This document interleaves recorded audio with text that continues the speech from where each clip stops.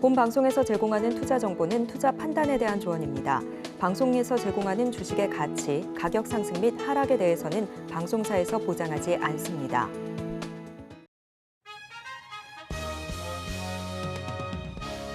실시간 정보 브리핑입니다. 먼저 첫 번째 브리핑입니다. 역사적으로 하락한 날이 많았던 9월이 폭락장으로 시작되며 시장의 공포심을 키우고 있습니다.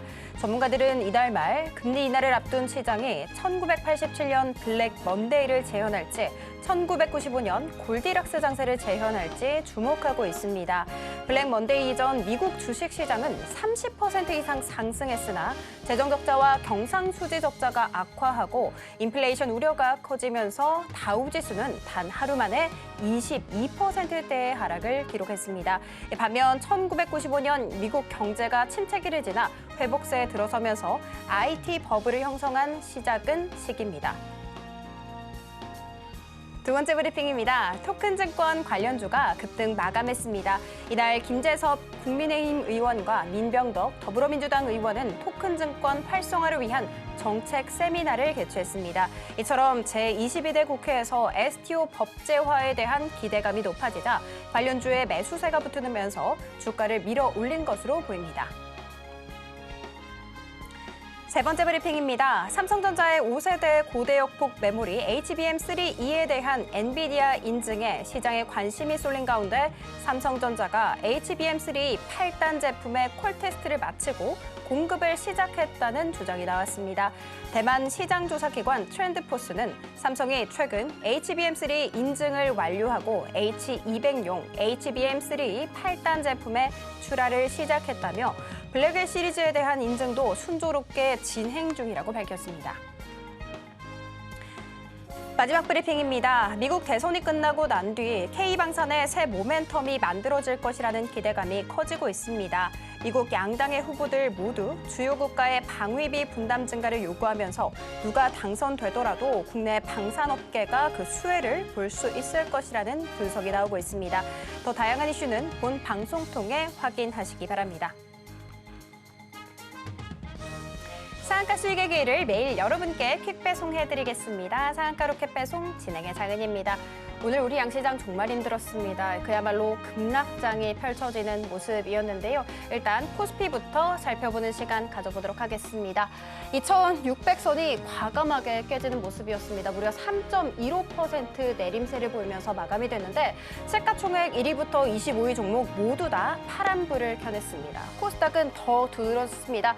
3.76%의 내림세로 마감이 됐습니다. 경기 침체에 대한 공포가 우리 증시뿐만이 아니라 아시아 증시에도 깃드는 모습이었는데요. 대방각권, 니케이 모두 다 4%대 내림세를 보여줬습니다. 덜 떨어진 우리 장을 보면서 그래도 안도를 해야 할까요? 일단 오늘 우리 장은 상승하는 종목이 200개도 채 되지 않는 모습이었습니다. 그 가운데서 반도체는 더 하락이 두드러지는 모습이었습니다. 삼성전자 같은 경우에는 장중한 때 무려 10개월 만에 7만 원 선을 내어주는 모습도 가져갔고요. 다행히 7만 원대에서 거래가 마감됐습니다. SK하이닉스는 더했습니다. 8% 넘는 내림세 보여줬고요. 한미반도체 역시도 7%대의 내림세 보여줬습니다.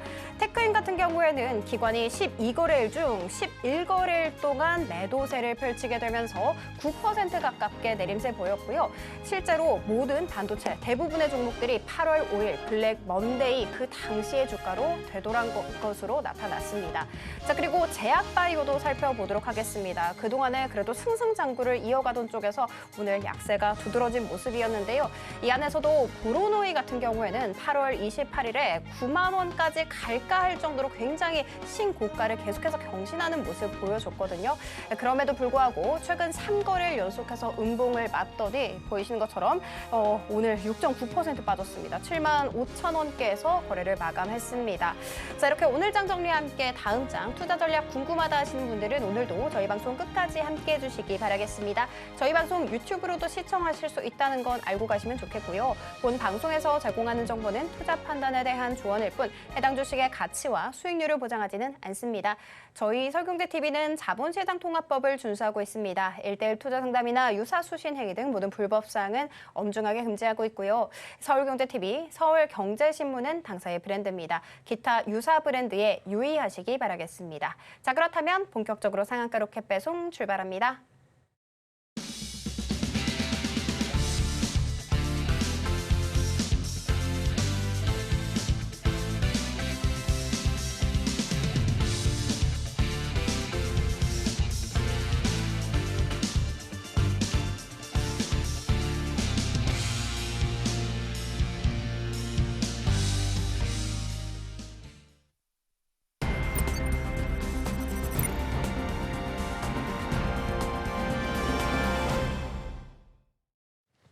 나도 투자 고수가 될 수 있다. 나도 투자연구소의 차티스트 최인성 전문가님 모셔보도록 하겠습니다. 전문가님 안녕하세요. 네, 안녕하세요. 최인성입니다. 안녕하지 못한 것 같아요. 그죠? 오늘 솔직히 저는 블랙 웬즈데이라고 불러도 될 것 같다라는 생각이 들었거든요. 오늘장 한 줄 평 혹시 어떻게 되실까요?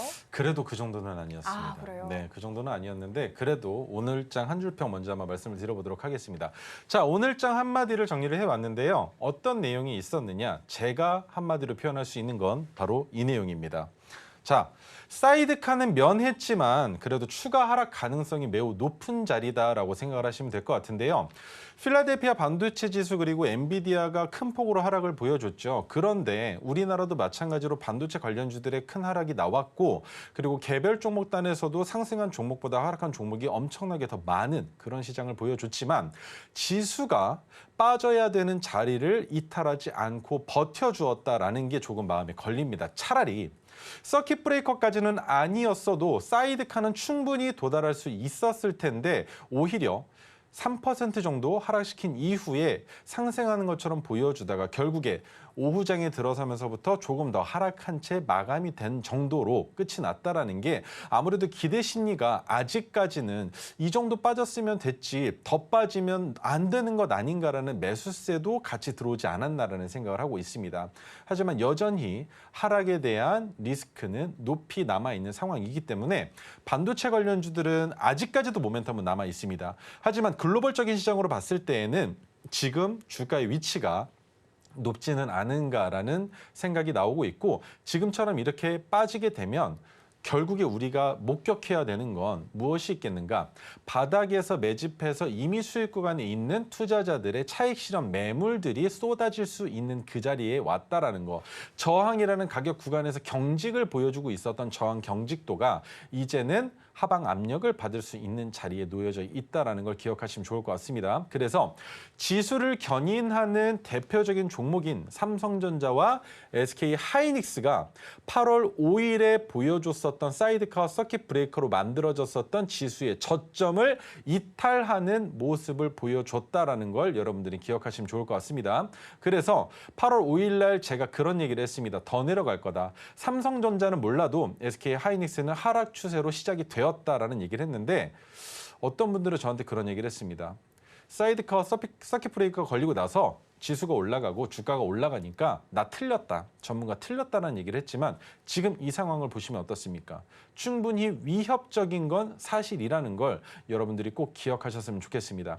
추가 하락이 안 나오면 좋겠지만 추가 하락이 나오게 될 경우에는 역시나 마찬가지로 지켜봐야 되는 테마는 제약 바이오단이 있을 것이고요. 매크로적인 이슈가 포함되어 있는 미국 대선주들 지켜보셔야 된다는 것. 그리고 제약 바이오단에서 엮여져 있는 코로나 관련주. 아직까지 추가적인 상승이 나오지 않았습니다. 분명히 이슈가 나올 법한데 안 나왔다라는 거 여러분들 꼭 기억하셨으면 좋겠고요. 오늘 방송에 들어오기 직전에 시간은 단위가가 끝나기 직전에 잠깐 봤지만 또 한 번 보안 관련주가 들끓고 있다는 것까지 말씀을 드리면서 다음 장으로 넘어가 보도록 하겠습니다. 자, 어제 말씀드렸던 관심 종목들이죠. 오늘도 어떤 모습을 보여줬었는지 짤막하게만 한번 말씀을 드려볼 텐데 제가 어제 비트코인 관련주 그리고 그 밖의 종목들을 설명을 드렸습니다. 그런데 비트코인 관련주 같은 경우에는 거의 대부분 오전장에 상승이 나오긴 했습니다. 그런데 그 외의 종목으로 볼 수 있었던 라메디텍과 삐아는 상장된 지 얼마 안 됐기 때문에 리스크가 매우 크다라고 설명을 드렸지만 이 두 종목이 상승세로 이어질 수 있는 위치에서 오늘도 윗꼬리 아랫꼬리를 달고 장을 마감을 했고 그와 반대로 한빛 레이저는 이제는 관심 종목에서 지우셔야 된다라고 설명을 드릴 수 있는 상황이 연출이 됐습니다. 그래서 오늘 오후장에 또 옥션 관련주의 주가가 올라갔다가 내려온 모습을 봤을 때 그렇다면 오늘 여러분들께 설명드릴 내일장에 있는 종목들 중에서도 비트코인이 나오진 않을까라는 생각, 여전히 모멘텀은 살아있다라는 설명을 드릴 수 있을 것 같은데 자, 그래서 위메이드 관련주 있었고요. 갤럭시아 관련주 있었고 또 옥션 관련주 있었고 우리기술투자 그리고 또 한국정보인증 등 비트코인 관련주들은 여전히 지켜볼 필요가 있다. 하락장에서도 빛을 볼 수 있는 종목들이다라는 것. 그리고 오늘 하락을 보면서 느꼈었던 건 오히려 상장된 지 오래된 종목들보다 얼마 안 된 종목들이 아무래도 물려있는 투자가 최근에 많이 있었기 때문에 주가가 올라갈 때도 변동성이 크게 상승으로 이어진다라는 걸 우리 눈으로 확인했다라는 것. 그래서 데이 트레이딩 관점으로 봤을 때에는 신규 상장주들 하락장에서 잘 먹히는 투자가 나타날 수 있다라는 말씀도 드리도록 하겠지만 가장 큰 문제는 상승도 나올 수 있지만 그 상승이 역으로 꺾이는 휩소 현상도 크게 나타날 수 있다라는 것. 그리고 그 휩소 현상에 여러분들이 물리면 탈출이 매우 어려워질 수 있기 때문에 투자하실 때 본인만의 시나리오를 꼭 확충하셨으면 좋겠고 그 안에 가장 중요한 것은 손절선만큼은 꼭 만들어 놓으셔야 된다는 것. 그리고 그 손절선은 무슨 일이 있어도 지키셔야 된다는 걸 기억하셨으면 좋겠습니다. 자, 그럼 다음으로 넘어가서 미국장에 대한 설명을 드리도록 할 텐데요. 미국장에서는 크게 볼 수 있는 이슈는 역시나 엔비디아 쪽입니다. 엔비디아가 9.53%나 하락하는 큰 하락폭이 나왔고 마이크로소프트, 애플, 구글 같은 경우에도 하락을 크게 보여주긴 했지만 이 정도는 충분히 방어해낼 수 있는 수준입니다. 그리고 일라이릴리가 크게 빠지지 않았다는 걸 봤을 때 우리가 또 생각해 볼 수 있는 것. 조만간 비만 치료제 한 번 또 올라갈 수 있진 않을까라는 기대 심리 생긴다라는 걸 기억하셨으면 좋겠습니다. 그리고 엑슨모빌의 움직임이 나오지 않는 걸 바라봤을 땐 이러면 방산 관련주 그리고 유가 관련주가 한 번 더 올라가 줄 수 있진 않을까라는 생각까지 해볼 수 있겠지만 지금 시장엔 트렌드를 따라가는 게 가장 중요합니다. 그래서 비트코인 관련주, 코로나 관련주, 그리고 보안 관련주를 가장 주력적으로 지켜보시되 여기에서 조금 뒤로 물러나서 지켜본다면 그래도 지수가 하락할 때 상승을 보여주는 제약바이오 관련주 이 중에서도 또 여러 가지 테마들이 나뉘어집니다만 전체적인 섹터 타이틀로 봤을 때는 제약바이오 테마 그리고 또 아직까지 전쟁에 대한 불씨가 꺼지지 않은 이란과 이스라엘 관련된 방산 관련주나 아니면 오일 관련주 그리고 여기에 연결되어 있는 뭘 보셔야 되겠습니까? 조선업. 그리고 찬바람이 이제 슬슬 불어올 시기가 됐습니다. 찬바람이 불 때 어떤 관련주를 매수해야 된다고 말씀드렸습니까? 조선과 해운주였습니다. 그래서 조선과 해운주 단에서도 어느 정도 조정이 나오면 다시 반등 기조를 보여줄 가능성이 있다는 것까지 체크해 보시면 좋을 것 같습니다. 자, 그래서 미국장은 여기까지 말씀을 드려보도록 하고요. 그렇다면 오늘 우리나라 장이 어떻게 끝났는지 한번 짚어보도록 하겠습니다. 화장품 관련주는 한국 화장품 제조의 실적이 좋게 나왔다라는 이슈로 주가가 상승을 보여줬지만 고점 구간에 있었기 때문에 매우 리스크가 큰 상황이었습니다. 그렇지만 제약바이오 단으로 봤을 때 의료기기 관련주와 화장품 관련주가 같이 동반 상승을 보여줬다는 건 올라갈 종목이 없다라고 보시면 됩니다. 오늘 우리나라 시장에서 몇 종목이 상승을 했고 몇 종목이 하락했는지 보여드릴 건데 그걸 보기 이전에 의료기기와 화장품, 제약바이오 종목들이 아닌 모든 종목들이 다 하락으로 끝이 났다라는 것. 그런데 이 중에 정보보안 관련주 가장 큰 하락을 보여줬습니다. 그래서 시간의 단일가에서 큰 변동성이 나타났을 수도 있지만 그 자리를 지켜주는지에 따라서 우리가 추가적으로 투자할 수 있는 안목이 생길 수 있는 테마라고 생각하시면 좋을 것 같습니다. 그래서 오늘장 마감 주도 테마로 봤을 때는 큰 이변은 없었습니다만 추가적으로 봐야 되는 종목들은 어떤 것들이 있는지에 대한 설명은 대략적으로 드렸었고 여기서 한 가지만 더 짚고 넘어갈 텐데 이것은 상승한 종목과 하락한 종목에 대한 내용이기 때문에 잠시 후에 설명드리도록 하겠습니다. 네, 어제 나오셔서 삐아랑 K옥션 눈여겨봐라라고 해주셨는데 지수 대비해서 굉장히 선방을 하는 모습이 나타났죠. 자, 그러면 우리는 또 궁금해집니다. 그러면 우리는 내일 어떤 테마, 어떤 종목에 주목을 해야 될까? 바로 우리 전문가님께 여쭤보는 시간 가져보도록 하겠습니다. 전문가님, 네. 그러면 우리는 내일 뭘 봐야 될까요? 아무래도 오늘 가장 큰 이슈로 보여졌었던 체코 원전 관련주 또 한전산업이 또 있었고요. 네네네. 그리고 방금 전에도 설명을 드렸지만 비트코인 관련주 아직까지 불씨 꺼지지 않았습니다. 그리고 이 비트코인 관련주는 미국 대선까지도 연결고리가 있기 때문에 확실하게 트럼프가 리서치에서 대선에 당선이 될 가능성이 부족해진다라는 걸 보여주기 전까지는 지속적으로 끌고 가는 게 맞을 거라고 설명을 드릴 수 있을 것 같고 그 밖의 종목들도 개별적인 테마에서 주가 상승분이 나온 종목들도 내일 시장에는 하락한 만큼 반등이 나올 가능성도 있다는 관점에서 지켜보실 수 있을 것 같은데 자 그러면 체코 원전 관련주는 방금 말씀드렸지만 종목이 뭐가 있는지 한번 보도록 하겠습니다. 종목은 바로 한전산업입니다. 자, 한전산업을 보고 났으면 그 다음 종목은 비트코인 관련주가 되겠죠. 비트코인 관련주 뭐 있는지 보여드리도록 하겠습니다. 너무 빠르시면 잠깐 멈춰놓고 보셔도 되고요. 이 부분이 궁금하시다면 또 한번 빨리 적어서 체크해 보시면 좋을 것 같은데 K옥션, 서울옥션, 옥션 관련주 2개입니다. 그리고 핑거와 갤럭시아 SM이 나왔는데 머니트리보다 SM이 먼저 올라갈 가능성이 있다는 걸 기억하시면 됩니다. 그리고 위메이드와 위메이드 플레이, 위메이드 맥스 같은 경우는 지금 시장에서 잊혀지는 것 아닌가라는 생각을 하실 수 있겠지만 위메이드는 제쳐두더라도 위메이드 플레이와 위메이드 맥스는 같이 관심 종목에 넣어두시는 게 좋겠다라고 설명을 드려볼 수 있습니다. 그리고 마지막 그 밖의 종목들을 설명을 드릴 텐데 카티스 조금 불편하긴 합니다만 카티스 관심 종목에 넣어 놓으셔야만 합니다. 그리고 예스24도 마찬가지로 지속적으로 지켜보셔야 되는 종목입니다. 그리고 그 외에는 시너지 이노베이션, 삐아, 브리지텍, 공구음원이 있는데 삐아는 조금 더 봐도 괜찮겠습니다. 화장품 관련주로 주가가 반등을 보여주는 기조를 보여줬기 때문에 하지만 시너지 이노베이션과 브리지텍, 공구음원은 조금 위험할 수도 있다는 관점까지 설명을 드리면서 차트 한번 보도록 하겠습니다. 자, 차트를 보시면 아까 전에 여러분들께 보여드리기로 했었던 그것 한번 보여드리죠. 오늘 코스닥 기준으로 상승한 종목 120 종목입니다. 상한가 4종목이나 나왔습니다. 그리고 하락한 종목이 1,507 종목인데 하한가가 한 종목도 없어요. 그리고 코스피 기준으로 상승한 종목 52종목인데 상한가 한 종목 나왔습니다. 하락한 종목이 862 종목인데 마찬가지로 하한가 종목은 존재하지 않았습니다. 그래서 상승한 종목보다 하락한 종목의 수가 월등히 많았는데 여기에서 여러분들에게 왜 추가적인 하락이 나올 가능성이 있다라는 말씀을 드리느냐 이거죠. 자, 첫 번째로 봐야 되는 키포인트 뭡니까? 이날 8월 5일입니다. 누가 봐도 알 수 있는 8월 5일인데 8월 5일 날 하락했었던 그 하락분만큼 하락이 나오지 않았어요. 그죠? 그리고 마찬가지로 코스닥도 보겠습니다. 똑같은 위치죠. 비슷한 위치라고 생각하시면 됩니다. 비슷한 위치. 그러면 우리가 또 여기에서 반도체를 볼 때 뭘 같이 봤었습니까? 대만가건 같이 봤었죠. 대만가건 위치 어떻습니까?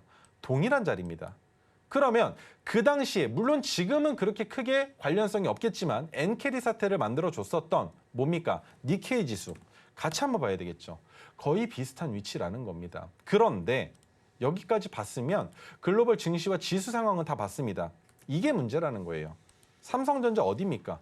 여기에 있는 것이 아니라 이 가격이 있어야 되겠죠. 그런데 얼마나 더 큰 하락분이 나왔습니까? 저점을 이탈했습니다. 그러면 또 같은 입장에서 하이닉스는요.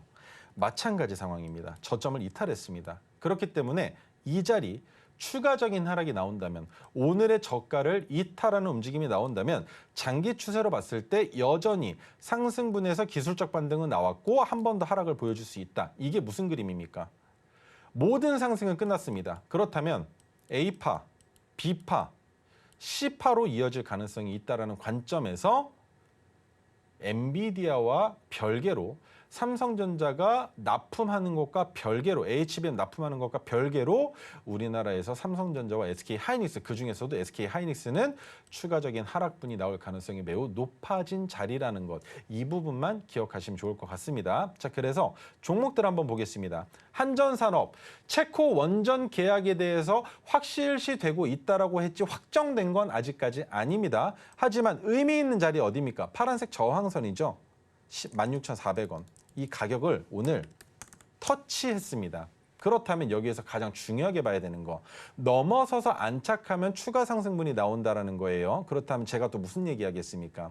오늘 고점은 16,480원입니다. 그러면 한마디만 드릴게요. 딱 한 가지. 어렵게 생각하시지 않으셔도 됩니다. 16,480원을 넘어가는 490원이 타점이 되느냐? 아니죠. 510원을 잡으셔야 됩니다. 왜? 16,500원은 라운드 피겨라고 볼 수도 없고 하프 라운드 피겨라고도 볼 수 없겠죠. 왜? 우리가 호가 단위가 바뀌기 이전으로 생각해보면 16,400원, 450원, 50원 단위로 움직였었죠. 그렇기 때문에 그 단위를 보는 것은 아니지만 그래도 500원과 510원의 괴리감은 분명히 존재합니다. 그래서 500원에 걸려져 있는 매물대를 누군가 소화하고 주가를 끌어올리고자 하는 그 노력이 보여지는 그 자리, 16,510원을 돌파하는 자리라면 우리는 매수해 볼 수 있다. 왜? 전고점인 19,500원을 넘어설 가능성이 있기 때문에 그 이유는 뉴스에 나와 있는 체코 원전 계약 수주 관련된 이슈로 더 큰 상승이 나올 가능성이 있다라는 거. 그렇다면 19,500원을 넘었을 때 우리가 볼 수 있는 가격은 어디냐? 없습니다. 고점 매물대가 없다라는 얘기겠죠. 왜? 지금 한전산업의 매물대는 어디 있습니까? 상장된 지 오늘로 3,381거래일째인데 매물대가 이미 바닥권이라고 볼 수 있는 그 자리였습니다. 그렇지 않습니까? 그렇기 때문에 이미 매물대도 모두 다 수익 구간이면 이 상황에서 세력들이 보여주는 움직임은 전고점 돌파해서 차익 실현 매물이 나오기 이전까지 주가를 지속적으로 끌어올리는 겁니다. 그러면서 또 한번 나오겠죠. 또 설명드립니다. 외국인의 매도가 나오고 기관의 매도가 나오고 개인들의 매도가 나올 때 그 물량을 외인들이 받아내는 움직임이 나올 가능성이 있다. 하지만 지금 여기에서 전고점을 돌파해서 역사적 신고가를 넘어서게 된다면 추가적인 상승이 어디까지 나올지는 알 수 없겠지만 체코 원전 수주의 입장에 따라서 4만 원 내지 5만 원까지도 폭발적인 상승이 나올 수 있다라는 건 여러분들 기억하셔야 됩니다. 지금 시장에서 관심 가질 수 있는 종목이 그만큼 부족하다라는 게 입장이에요. 그리고 다음으로 비트코인 관련주 볼 텐데 K옥션 역시나 여전히 리스크는 존재합니다. 문제가 되는 것은 무엇이다? 8월 5일 날 600일봉 2년 반의 차트에서 저점이 경신된 자리고 추가적인 하락이 분명히 나올 수는 있겠지만 이번에 올라간 자리를 재차 돌파할 때라면 추가적인 상승이 나올 수 있다는 것. 오늘 가지고 나온 종목도 마찬가지 입장입니다. 핑거도 똑같죠. 저점을 찍은 가격이 마찬가지로 8월 5일입니다. 그리고 검은색 저항선을 만들어 놓고 그 자리 위로 올려놨기 때문에 검은색이 아니라 파란색 저항선이 지지가 된다면 추가적인 반등 상승이 나올 가능성이 있겠지만 여기서 꼭 기억하셔야 되는 건 파란색 저항선을 이 거래일째 이탈한다면 익절이 아니더라도 필수적으로 손절하셔야 된다는 건 K옥션도 마찬가지, 핑거도 마찬가지입니다. 하지만 K옥션은 오늘 파란색 저항선을 낮춰놨기 때문에 내일 얼마에서 끝나는지가 매우 중요하겠죠. 서울 옥션은 오늘 상승을 보여주긴 했지만 파란색 저항선이 내려오지 못했습니다. 그래서 조금 더 지켜보셔야 된다는 것. 갤럭시 SM 마찬가지로 갭을 띄우고 위로 넘겼지만 이렇게 되면 갭 띄우고 윗꼬리가 달린 음봉이 나왔을 때 우리가 투자하기 좋은 자리가 어디입니까? 오늘의 고점을 보시는 겁니다. 얼마? 3,150원이죠. 그렇다면 진입하기 좋은 전고점 돌파 자리는 3,155원이 된다는 것 기억하시면 될 것 같습니다. 그다음 제가 카티스는 조금 보기 부담스러운데 지켜보셔야 된다고 했던 얘기는 무엇이었느냐? 상장된 지 85거래일밖에 되지 않았습니다. 그런데 신규 상장주가 그만큼 수급이 잘 붙고 있다라는 것. 그렇다면 지금처럼 지수가 하락할 때 누군가의 힘이 작용된다면 주가가 올라갈 텐데 올라간다 했을 때 부담스럽고 저항이 될 수 있는 가격은 어디다? 1차적으로 여기, 2차적으로 이 구간입니다. 어떻게 확인하시면 되느냐? 간단합니다. 차트상의 매물대 차트를 확인하시면 저와 동일하게 이 자리들을 체크하실 수 있다는 걸 여러분들 아실 수 있을 거예요. 자, 그다음 예스24까지만 보여드리도록 하겠습니다. 마찬가지인데 지금 예스24 같은 경우에는 600일 차트상에 매물대가 포진되어 있는 시초 가격에서 머물러 있습니다. 그래서 저는 추가적인 상승이 나올 가능성이 매우 높은 종목 중에 하나다라고 설명을 드릴 수가 있는데, 어떻게 보면 지금 예스24는 뭐 은행 관련주로도 연결이 되어 있지만 마케팅 관련된 이슈도 있습니다. 그래서 광고 관련된 이슈까지 충분히 가지고 있는 TMF의 수혜를 받는 종목이라고도 볼 수 있기 때문에 예스24까지 관심 종목에 넣어 놓으시고 지켜보시는 게 좋겠습니다. 네, 체코 원전과 더불어서 비트코인 관련주에 대해서 알아봐 주셨는데요.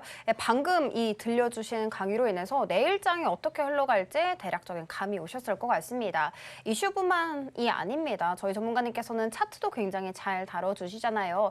사실 개인이 주가가 언제 오를지 내릴지 판단하기 굉장히 힘들죠. 그런데 이 기법만 있다면 알아갈 수가 있습니다. 바로 토르 기법, 오색선 기법이거든요. 이 두 가지 기법은 모두 다 이 USB 안에 담겨져 있으니까요.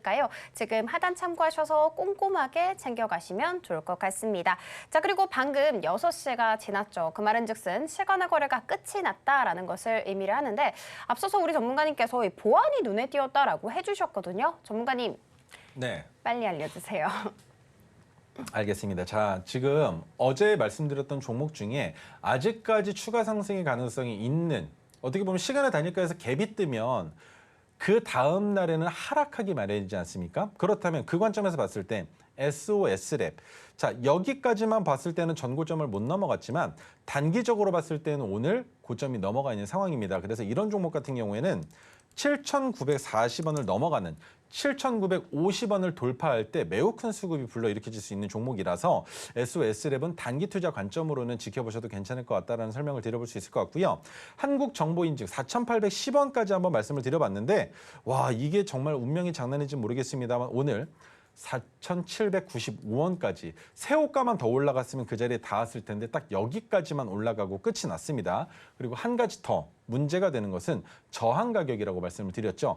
그 저항선까지 넘어가지 못했기 때문에 한국정보인증 또한 마찬가지로 추가적인 상승이 나올 가능성이 있겠지만, 오늘 시간의 단일가에 나온 종목들 한번 보도록 하겠습니다. 이 두 종목은 지우고 설명을 한번 드려볼게요. 자, 지우고 시간의 단일가를 열어서 조회를 눌러보겠습니다. 모니터랩, 보안 관련주죠. 센즈랩, 마찬가지로 보안 관련주입니다. 플랜트넷도 마찬가지로 보안 관련주고요. 그 다음에 M83도 마찬가지죠. 근데 M83 같은 경우는 딥페이커 관련주로 또 연결이 되어 있습니다. 그리고 한싹, 야, 이거 한싹도 보안 관련주입니다. 이 큰일 났습니다. 갤럭시와 머니트리, 무슨 종목입니까? 비트코인 관련주죠. 그러면 라온시큐어, 보안 관련주는 거 다 아실 겁니다. 그러면 아이비전웍스는 어떻게 될까요? 이 종목 같은 경우에는 2차 전지 관련주로 연결이 되어 있는데 내일 어떤 반영을 보여줄지는 아직 모릅니다만 신규 상장주라서 어느 정도 수급이 불러일으켜진 건 아닌가라는 생각을 하고 있지만 안 보는 게 상책이다. 다만 2거래일째입니다. 상장된 지 내일이 3거래일째겠죠. 그 상황에서 4,945원을 넘어가는 자리라면 큰 변동성이 생길 수 있기 때문에 진입해 볼 수 있을 것이다. 하지만 4,945원에서 잡았다라고 했을 때 절대 이탈하면 안 되는 자리는 오늘의 시초 가격입니다. 그래서 두 자리를 잡아보자면 이렇게 잡아볼 수 있을 거예요. 오늘 시가가 4,490원입니다. 그리고 고점이 4,945원이다. 그렇다면 나는 4,945원을 넘어가는 4,950원에서 진입을 할 텐데, 내가 무슨 일이 있어도 손절해야 되는 자리, 추가 매수를 해서 평균 단가를 낮춘다 하더라도 4,490원이 이탈되면 나는 손절할 것이다. 그 말인 즉 주가가 분봉으로 보여드리겠습니다. 이렇게 봤을 때 주가가 반등을 해서 올라갑니다. 올라간다 하더라도 넘어섰으면 4,490원은 이탈하지 않고 재반등이 나와야 된다라는 지지선, 명확한 지지선이다라는 점을 기억하시면 좋을 것 같습니다.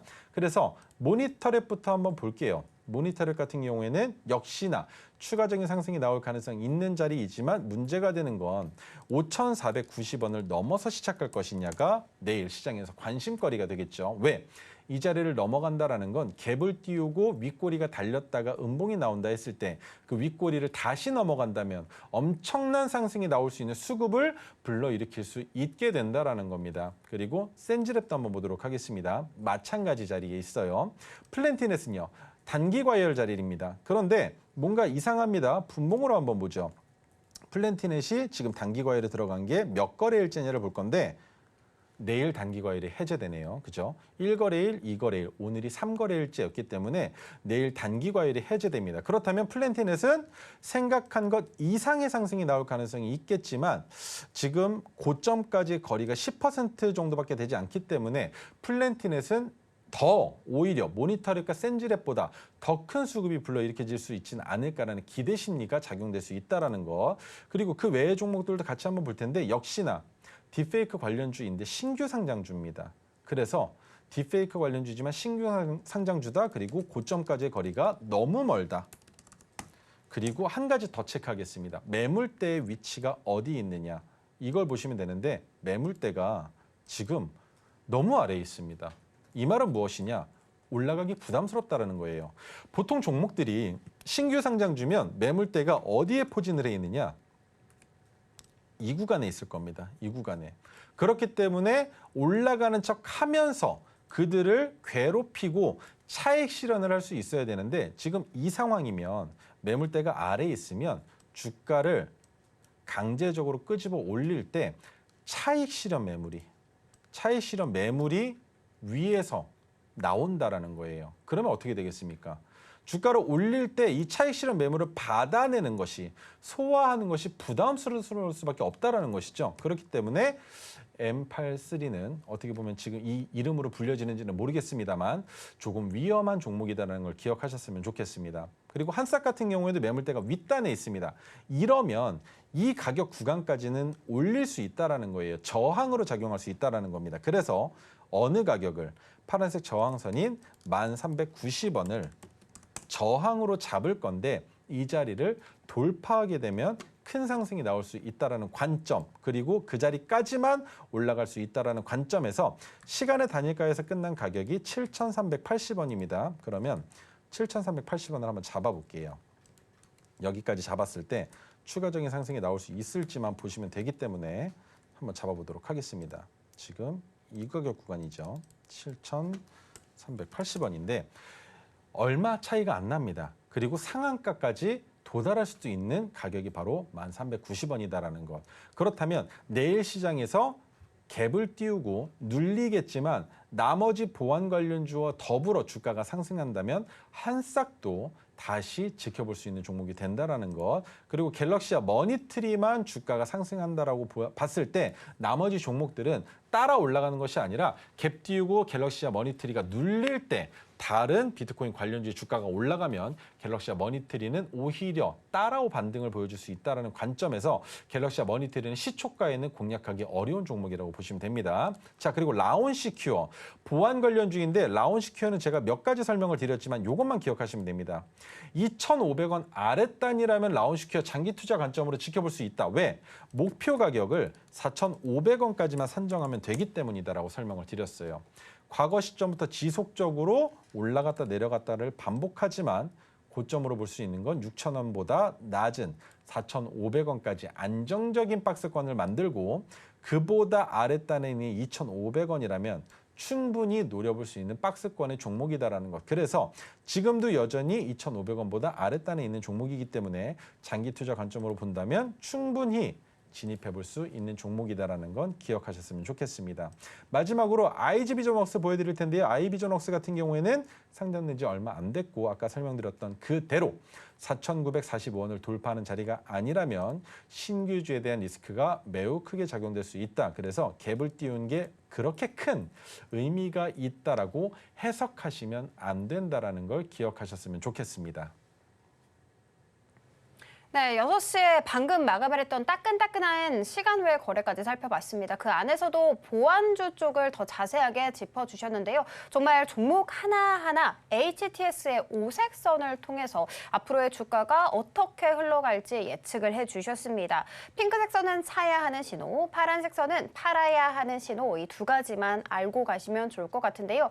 그 신호 나도 한번 궁금하다 하시는 분들은 이 USB 안에 다 담겨 있거든요. 그러니까 이것까지 꼼꼼하게 챙겨가시면 너무 좋을 것 같습니다. 자, 그러면 저희는 잠시 후에 저희 전문가님께서 들고 오신 로켓 배송 종목으로 돌아오도록 하겠습니다.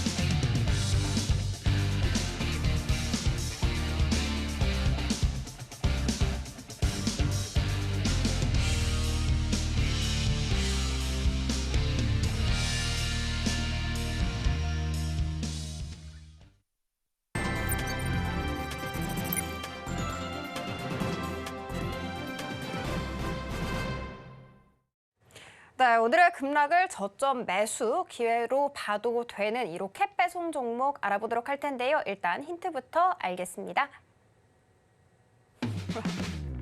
네, 오늘의 로켓 배송 종목 살펴보도록 하겠습니다. 오늘은 제약바이오 관련주 들고 와주셨는데요. 다음 주에 미국의 생물보안법 표결 이벤트가 있죠. 앞으로의 주가 상승세에 많은 기대 부탁드리도록 하겠습니다. 전문가님 한번 바로 불러보도록 하겠습니다. 전문가님, 제약바이오 너무 잘 해주시잖아요. 네. 그래서 오늘도 많은 기대해보도록 하겠습니다. 그리고 그 이전에 지수가 지지부진할 때 수급을 봐야 되고 차트를 봐야 되는데 사실 일반 분들은 이 차트 보기가 되게 힘들거든요. 그래서 특별하게 고안한 방법이 있다라고 들었는데 혹시 어떤 방법일까요?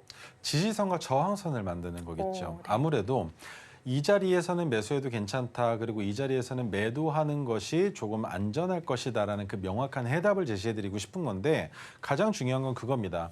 언제 살 것인가, 언제 팔 것인가 이 부분만 알아도 주식시장에서 그렇게 큰 돈을 잃지는 않으실 거라는 거예요. 자, 제가 여러분들께 항상 말씀드리고 싶은 건 이런 고점에서 매수하지 않았으면 하는 바람입니다.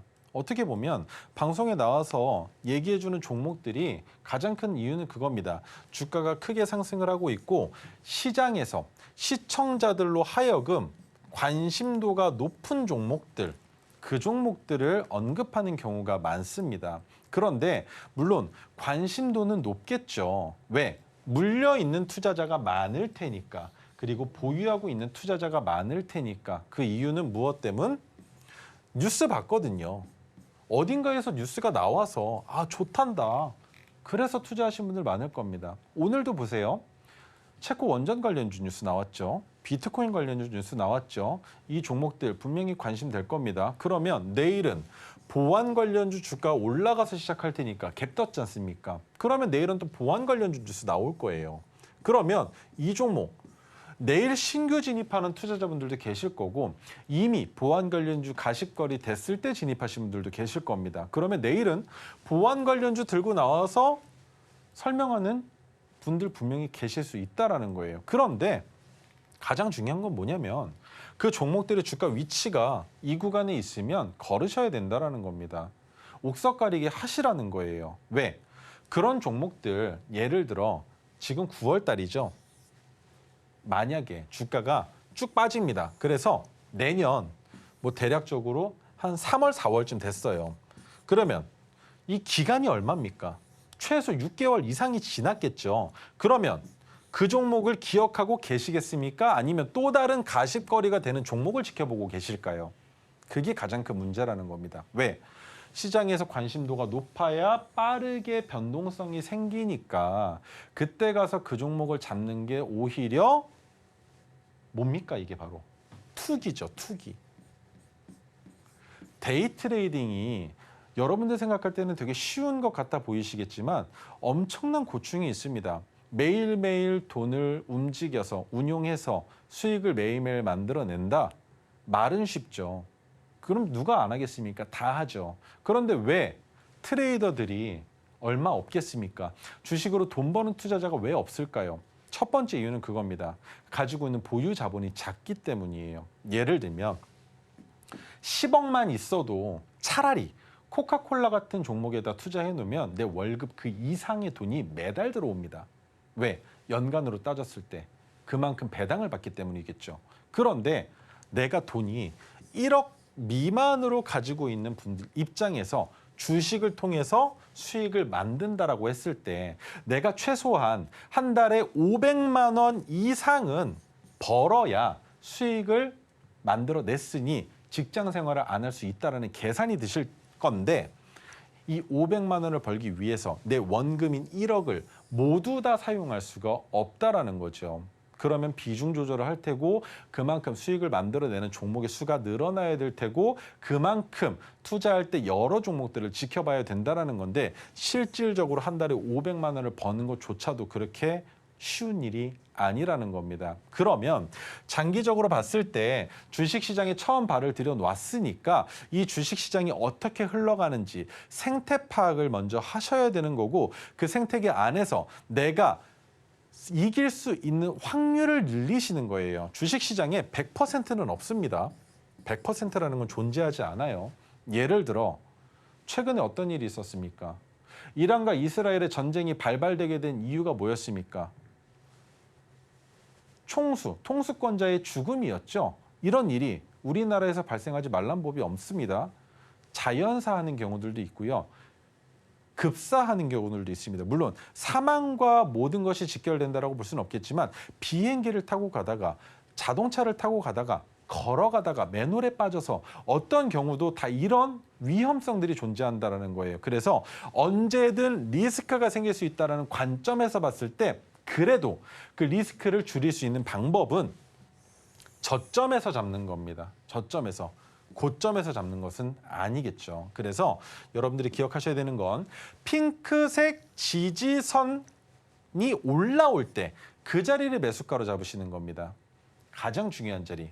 해당 종목의 적정 주가로 볼 수 있는 자리에서 핑크색 지지선이 올라온다라는 것만 기억하시면 되는 거예요. 그러면 이 자리에서 내가 만약에 물렸다라고 가정을 했을 때 비중을 늘려서 탈출이 아니라 추가 수익을 만들 수 있는 자리로도 안내가 될 수 있다라는 겁니다. 그것만 기억하시면 고점에서 굳이 종목을 살 필요가 없다라는 걸 아시게 될 거예요. 왜? 우리에게 남은 시간이 얼마 없다 하더라도 주식으로 수익을 만들기 위해서 꼭 지켜야 하는 건 안정적인 자리가 아니라면 진입하지 않으셨으면 좋겠다라는 것과 한 가지 더 설명을 드려보자면 안정적인 자리에서 진입을 하면 가장 큰 문제는 뉴스가 나오는 데까지 시간이 얼마나 걸릴지 알 수 없다라는 것. 그 부분만 시간적인 여유를 가지고 해결하시면 주식시장에서 승률을 50% 이상으로 만드실 수 있다라는 건 변하지 않는 진리입니다. 그래서 꼭 기억하셔야 되는 것. 이런 하락장에서도 버틸 수 있게 만들어주는 건 내가 보유한 종목이 적정 주가여야 한다라는 것. 그렇다면 마음 편하게 기다릴 수 있게 된다라는 것. 그 부분만 기억하시면 좋을 것 같습니다. 자, 그래서 오늘은 바로 종목에 대한 설명을 드려볼 텐데 바이오니아 들고 나왔습니다. 바이오니아는 정말 드릴 얘기가 많아요. 하지만 짤막하게만 설명을 드려보도록 하겠습니다. 구리 관련주로 연결이 되어 있습니다. 그리고 전기차 부품 관련주로도 연결이 되어 있어요. 그런데 이 두 가지는 지금 시장에서 반향성을 불러일으키기에는 조금 애매하고 올라간다 하더라도 전기 관련주와 구리 전선 관련주가 올라간다 하더라도 바이오니아와의 연결고리가 그렇게 크지 않다라고 생각하시면 됩니다. 두 번째, 치매 관련주. 나왔네요. 제약바이오 쪽. 치매 관련주는 보셔도 괜찮겠지만 치매 관련주로서 대장주가 되기에는 또 부족한 종목입니다. 건강기능식품을 팔고 있는데 다이어트, 유산균 등 건강기능식품의 사업을 영위하고 있다. 건강식품을 팔고 있구나 정도로만 생각을 하시면 됩니다. 그리고 동물 백신 방역과 관련돼서는 유전자 관련된 내용인데 유전자 관련된 내용은 잠시 후에 더 설명드리도록 하고요. 코로나. 이게 키포인트입니다. 지금 우리가 봐야 되는 것. 코로나 관련주와 원숭이 두창 관련주로 연결이 되어 있다는 이 내용인데 다른 것보다 바이오니아는 코로나와 관련된 뉴스가 나와준다면 엠폭스와 관련된 뉴스가 나와준다면 뒤도 돌아보지 말고 관련주로 엮이면서 주가가 상승한다라는 걸 기억하시면 됩니다. 자, 그다음 진단키트 너무 많아요. 찌찌가무시, 스스가무시라고도 불리죠. 진단키트 있고요. 노로바이러스, 지카 바이러스, 댕기열, 조류 인플루엔자, 일본 뇌염까지 정말 많은 진단키트와 진단시약을 만들고 그리고 판매하고 또 개발 사업까지 하고 있는데 유전자 치료 쪽 우리가 지켜봐야 되는 건 유전자, 연구, 분자 진단용 기초 소재 및 시약 그리고 분자 진단 키트, 유전자 추출, 증폭, 정량 분석 장비, 분자 진단 장비 등을 자체적으로 개발 생산 사업을 하고 있다. 그래서 유전자 관련주 지금 힘을 못 쓰고 있지만 유전자와 유전자 가위 관련주의 주가가 올라갈 때도 마찬가지로 바이오니아는 주가 상승분을 맛볼 수 있다라는 것. RNAi 같은 경우도 있는데 이것은 생략하도록 하겠습니다. 어려운 것들은 기억 안 하셔도 되니까. 근데 탈모 쪽에서 siRNA라는 게 있습니다. 짧은 간섭 리보핵산인데 이 리보핵산 관련된 게 어디에서 나오고 있느냐? 일라이릴리에서 또 리보핵산 관련된 내용으로 사업을 하려고 준비를 하고 있는 게 있어요. 그래서 그쪽 관련된 내용은 우리가 지켜볼 필요가 있고 코스메르나라는 제품이 바이오니아에서 만든 제품입니다. 출시 계획 발표를 했고요. 우리나라가 아니라 유럽에서 먼저 시작이 됐다라는 거리고 독일 더마테스트 안정성 최고 등급을 확보했다. 엑설런트 등급을 확보한 이력이 있다라는 거. 그렇기 때문에 탈모 쪽에 대한 가십거리가 될 때 바이오니아 대장주까지는 조금 부담스러울 수 있겠지만 부대장주까지는 지켜볼 수 있다라는 거예요. 그리고 여러분들께 이 종목을 추천드릴 때 항상 말하는 거 매출액과 영업이익이 어떻느냐 그리고 부채비율과 유보율이 어떻느냐를 보셔야 되는데 가장 중요한 건 증가 추세입니다. 증가 추세로 갈 가능성이 있는 컨센서스도 나와 있어요. 그리고 부채비율과 유보율 너무 좋고 기업 자체는 나쁘지가 않습니다. 그럼 적정 주가를 봐야 되겠죠. 자, 매수가는 오늘 종가 이하를 잡는 것이 가장 바람직합니다. 1차 목표 가격은 33,200원에 최종 목표 가격은 48,650원까지 그리고 손절선은 2만 원을 이탈한 19,750원을 말씀드릴 수 있는데 장기 차트로 보면 600일 차트입니다. 지금 적정 주가로 볼 수 있는 가격이 1차 목표 가격으로 잡아놨는데 33,200원까지 갔을 때 전부 매도하시는 게 아니라 절반 정도는 덜어낼 필요가 있다. 하지만 2만 원을 이탈한다라는 건 지금 저점을 찍은 게 2월 28일입니다. 근데 그 자리를 찍은 지 3개월이 지났고 전고점을 넘어갔기 때문에 이번에 저점을 이탈한다라는 건 추가 하락이 나올 가능성이 있다라는 리스크가 생긴다라는 거예요. 그래서 손절선은 명확하게 지켜주셔야 되겠지만 손절선까지 오지 않는다면 주가는 48,650원까지 올라갈 가능성이 매우 높다라는 것. 그리고 적정 주가로 볼 수 있는 가격 아랫단인 25,550원의 종가를 형성했다라는 것. 이것만 기억하시면 좋을 것 같습니다.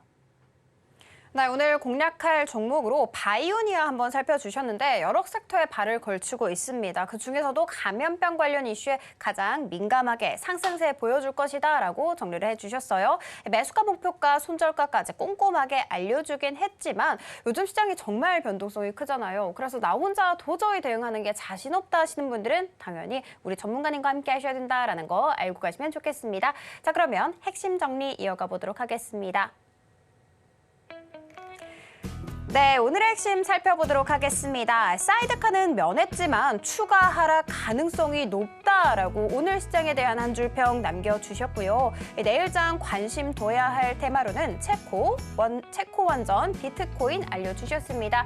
자, 그리고 마지막으로 로켓 배송 종목으로 제약바이오의 바이오니아 살펴주셨는데 조금 더 세부적인 대응 전략 알고 싶다 하시는 분들은 우리 전문가님과 함께 공부하시면 좋겠습니다.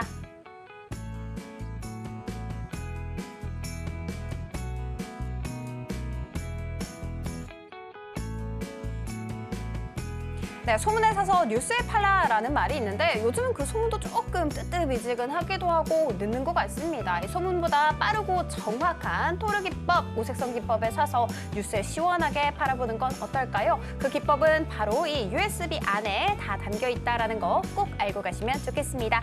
저희가 준비한 소식은 여기까지고요. 본 방송에서 제공하는 정보는 투자 판단에 대한 조언일 뿐 해당 주식의 가치와 수익률을 보장하지는 않습니다. 저희 서울경제TV는 자본시장통합법을 준수하고 있는데요. 1:1 투자 상담이나 유사 수신 행위 등 모든 불법 사항은 엄중하게 금지하고 있고요. 서울경제TV, 서울경제신문은 당사의 브랜드입니다. 기타 유사 브랜드에 유의하시기 바라겠습니다. 저희는 내일 이 시간에 다시 찾아오도록 하겠습니다. 오늘도 시청해주셔서 감사합니다.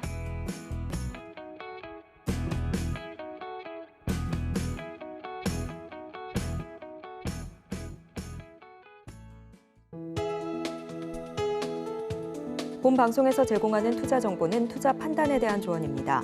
방송에서 제공하는 주식의 가치, 가격 상승 및 하락에 대해서는 방송사에서 보장하지 않습니다.